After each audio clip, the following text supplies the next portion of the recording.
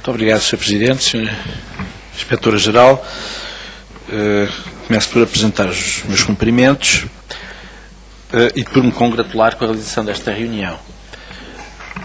Porque, na verdade, como muito bem disse, nós, desde o primeiro Inspetor-Geral da Administração Interna, foi o saudoso Dr. Rodrigues Massimiano, nunca mais tínhamos realizado nenhuma reunião. É certo que na altura havia o elemento de novidade, porque foi o primeiro Inspetor-Geral, e tivemos todos muito interesse em saber o que iria ser feito no âmbito da Inspeção-Geral. Essas reuniões na altura foram muito interessantes, porque de facto era visível que a importância que a criação do cargo de Inspetor-Geral de Administração Interna e da criação da inspeção teria. Eu lembro-me que na altura o Dr. Rodrigues Massimiano fez algo de inédito, que foi a primeira inspeção que se fez às instalações de forças de segurança, e lembro que na altura até recomendou o encerramento como é que se diz, de celas que existiam, designadamente em quartéis da GNR, e que não reuniam condições de dignidade, e portanto revelou-se de grande importância a existência da Inspeção-Geral da Administração Interna. Bom, nós depois, deixou de ser novidade, os inspectores-gerais foram passando e nós nunca mais realizámos aqui na primeira comissão nenhuma reunião com nenhum dos inspectores-gerais que a antecederam, para saber como é que as coisas estavam, não é? E de facto podemos dizer até que, de certa forma, a Inspeção-Geral se apagou, não é? Da nossa vista. E daí que nos pareceu que, não obstante esta Comissão estar sempre muito ocupada, ter uma agenda muito sobrecarregada, mas que valia a pena fazer um esforço para procurar acompanhar a atividade de algumas entidades, entre as quais a Inspeção-Geral da Administração Interna. E eu gostaria, agradecendo os elementos que nos deu e a intervenção que fez, tendo em conta o papel que a Inspeção-Geral pode ter, de grande importância, não apenas para fiscalizar coisas que podem estar a correr mal, mas também para ajudar a corrigir algumas coisas e até ter um aspecto preventivo e, como muito bem disse, formativo. Eu creio que valia a pena nesta reunião abordarmos alguns temas que eu diria, se quiser, temas fraturantes relativamente à atuação policial, à intervenção policial, porque acho que a reflexão da IGAI, em alguns pontos, são importantes, e creio que seria bom para esta Comissão também que pudesse compartilhar connosco a sua reflexão sobre isso e a perspectiva que tem relativamente a alguma intervenção que a IGAI possa ter em alguns domínios. E, portanto, tinha aqui 4 ou 5 questões que gostaria de colocar. Uma delas tem que ver com o seguinte: eu creio que a IGAI continuou a seguir com atenção o problema das instalações das forças de segurança. Inclusivamente há um relatório que sei que há de 2010 relativamente às instalações das forças de segurança, e a minha pergunta é esta: que acompanhamento é que, em primeiro lugar, que receptividade é que tem encontrado da parte da tutela, da parte do Ministério da Administração Interna, relativamente a esses reparos ou a recomendações que faz, ou ao diagnóstico que faz, e que acompanhamento é que a IGAI faz, ou pode fazer, ou faz, relativamente a situações que considera mais graves, não é? E, portanto, a primeira questão é essa: que acompanhamento é que é feito acerca desse diagnóstico que é feito. Depois, há aqui uma questão que eu creio que obviamente, que as forças de segurança que temos hoje não são, em termos de atitudes, de comportamentos perante a sociedade portuguesa em geral, as que eram há 30 anos atrás. E aí a ação da IGAI também teve importância, inegavelmente. Agora, eu creio que há, e portanto, quando há um quarto de século atrás, as forças de segurança portuguesas apareciam em relatórios da Amnistia Internacional por brutalidades policiais, e felizmente que isso foi praticamente arredado da nossa...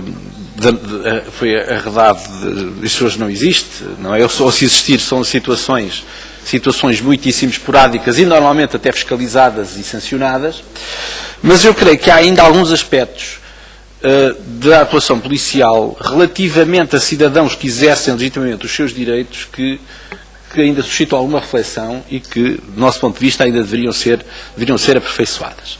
Eu posso dar alguns exemplos. Se as forças de segurança não existem para dirimir situações de conflitualidade entre particulares, a não ser que eles se traduzam em alterações de ordem pública. Por exemplo, se houver um acidente de trânsito e a polícia for chamada, a polícia não vai lá para dar razão a ninguém. Vai lá para fazer aquilo que tem que fazer, que é tomar relato da ocorrência, fazer o seu relatório e não dar razão a ninguém. Depois eles que se entendam. Estão entre particulares, eles que se entendam nos tribunais ou onde quiserem. Acontece que se tratar de conflitos laborais, a atitude já não é essa. E designadamente relativamente a piquetes de greve, que são cidadãos, são trabalhadores que exercem um direito legal, um direito que a lei lhes confere, não apenas os que fazem greve, fazer greve, mas também de organizarem os seus piquetes de greve para poderem, enfim, persuadir, obviamente por meios pacíficos, os seus colegas a aderir a essa forma de luta. Os testemunhos que nós temos, e alguns deles até eu já presenciei, é de que, chamada um corpo policial, ele intervém, em alguns casos, nem sempre, mas intervém em alguns casos em manifesta hostilidade relativamente aos trabalhadores que exercem os seus direitos. E às vezes até aceitando ordens diretas das entidades patronais. E privadas, claro. E até, aliás, há algumas situações que são relatadas de vez em quando, de algumas pessoas que são até identificadas, elementos das forças policiais que identificadas, e até sobre as quais são feitas queixas, de comportamentos absurdos, desse ponto de vista. E, portanto, pergunto se há alguma reflexão acerca disto, não é?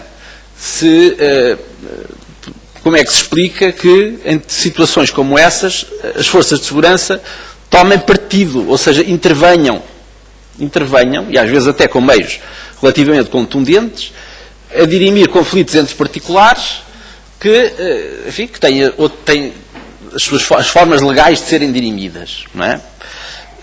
E creio que isto isto acontece com alguma frequência, ou seja, uma certa presunção de determinados cidadãos que estão a exercer os seus direitos legítimos, nos termos da lei, que estão a cometer alguma ilegalidade. Não é?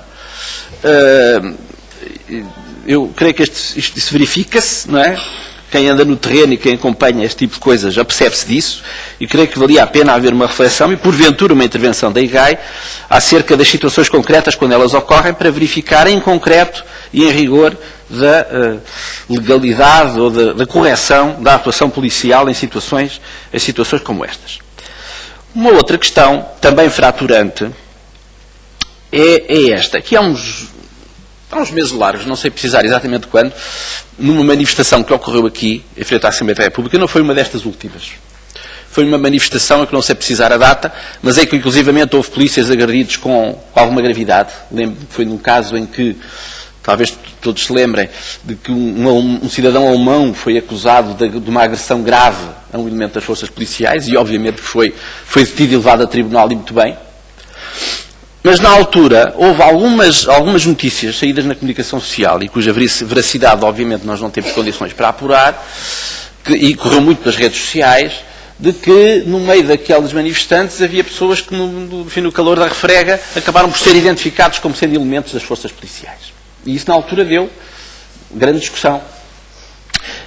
E eu gostava de saber se houve alguma averiguação acerca disso, se foi possível apurar alguma coisa, porque creio que isso é uma questão muito sensível. É uma questão muito sensível. E a pergunta que faço, obviamente não tenho qualquer informação que possa confirmar ou infirmar aquilo que foi noticiado na altura na comunicação social, mas creio que, tendo em conta o melindre de situações como esta, seria importante que houvesse, de facto, alguma averiguação, não é, acerca disso. Uma outra questão que eu queria ainda referir, não quero com as perguntas que estou a colocar dar uma ideia errada das forças de segurança, não é essa a minha intenção, e por isso é que eu disse que ia falar sobretudo em temas fraturantes. Obviamente que eu tenho muita coisa a valorizar na ação das forças de segurança, isso não está em causa. A penúltima questão que queria colocar é esta. Também aqui há uns meses, talvez até há mais de um ano, houve também denúncias que surgiram na comunicação social e nas redes sociais de uns jovens que teriam sido detidos por estarem a pintar inscrições políticas, alguns na cidade de Lisboa, e que teriam, tendo sido levados para uma esquadra, foram submetidos a procedimentos vexatórios. Pessoas que eram muito jovens, e que, inclusive jovens raparigas que foram obrigadas a despir-se na esquadra. Enfim, houve processos vexatórios que foram, na altura, noticiados pela comunicação social e, creio, inclusive, terão sido motivo de queixas-crime por parte dos respectivos familiares. Eu devo dizer que isso me chocou, essas notícias chocaram-me, porque creio que não é assim que as forças policiais se devem relacionar com cidadãos e muito menos com pessoas, com jovens, muito pouca idade, e fiquei preocupado com isso. E não sei se a IGAI se interessou por esse assunto e se fez alguma averiguação acerca disso. Gostaria de saber se tem memória de que isso tenha sido feito ou não. A última questão que eu queria colocar também é uma questão fraturante e tem que ver com a relação das forças de segurança relativamente às respectivas associações, em alguns casos sindicais, no caso da GNR não tem sindicatos, relativamente às associações profissionais. Porque creio que, embora isto tenha variado ao longo do tempo, mas creio que neste momento se vive uma situação que não é boa na relação que os comandos das forças, que o comando, designadamente da GNR, tem vindo a estabelecer relativamente às respectivas associações. Aqui há uns tempos atrás, uma das associações da GNR andou a fazer visitas a quartéis e a postos da GNR, fazendo também um diagnóstico relativamente às instalações na zona sul do país e depois até deram conta na comunicação social de situações piores que tiveram conhecimento, que motivaram até intervenções da parte de alguns deputados aqui na Assembleia da República. Mas o que me foi relatado por um dirigente associativo é que chegaram a determinadas instalações onde havia afixadas ordens de serviço em que o comando proibia que fossem dadas declarações aos dirigentes das associações socioprofissionais. O que eu acho um absurdo completo. Acho um absurdo completo, porque creio que por parte da hierarquia das forças de segurança deve haver respeito por associações legalmente constituídas e que exercem legalmente os seus direitos e que deve haver uma posição de abertura, não de hostilidade, relativamente à atuação dessas associações. E, portanto, fiquei um pouco chocado com essa ordem de serviço, que depois se traduzia, obviamente, num juízo de autocensura por parte dos responsáveis dos postos que eram contactados por estes agentes associativos, que, obviamente, com base naquela ordem de serviço, não lhes diziam nada. E creio que isso é mau, é um mau ambiente. E uma última questão que eu gostaria de colocar tem que ver com o seguinte. Sabe-se que houve uma manifestação promovida por elementos da GNR em frente ao MAI, no Tejo do Paço, na sequência do qual foram instaurados, precisamente pela IGAI, procedimentos disciplinares. Mas depois passaram-se muitos meses e nunca se soube mais nada acerca disso, não é? Ao que parece não tiveram qualquer desfecho. Eu tive testemunhos de pessoas que foram ouvidas nesse processo e que estavam muito desagradadas pela forma como foram inquiridos, designadamente considerando que tinham sido inquiridos de uma forma excessivamente inquisitorial e com o intuito até de poderem incriminar outros colegas que pudessem vir a ser alvo de procedimentos disciplinares. Mas a questão que eu queria colocar é como é que as coisas estão, porque passaram muitos meses, não se sabe nada, e obviamente que as pessoas que são alvo de processos disciplinares também têm o direito de saberem em que é que as coisas ficam, para que não fiquem eternamente sob o labéu de procedimentos disciplinares, depois não têm nenhum desfecho.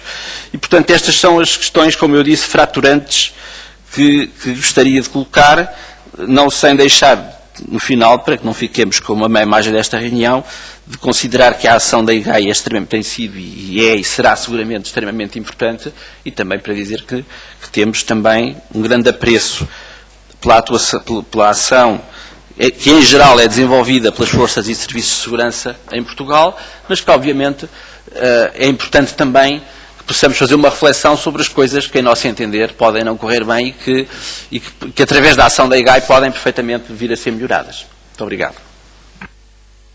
Não é sequer para responder. De facto nós referenciámos, que aliás não chegou à IGAI, mas chegou em perguntas ao Governo, 2 casos concretos, que eu terei todo o gosto em enviar à Sra. Inspetora-Geral. Um deles diz respeito a um piquete de greve aqui numa empresa de viação aqui de Lisboa, que é a Vimeca, e há um caso também conhecido, creio que de um sargento da GNR, lá para o Distrito de Braga, que é especializado em agredir fisicamente e que infelizmente chegou a ameaçar com uma arma de fogo um piquete de greve.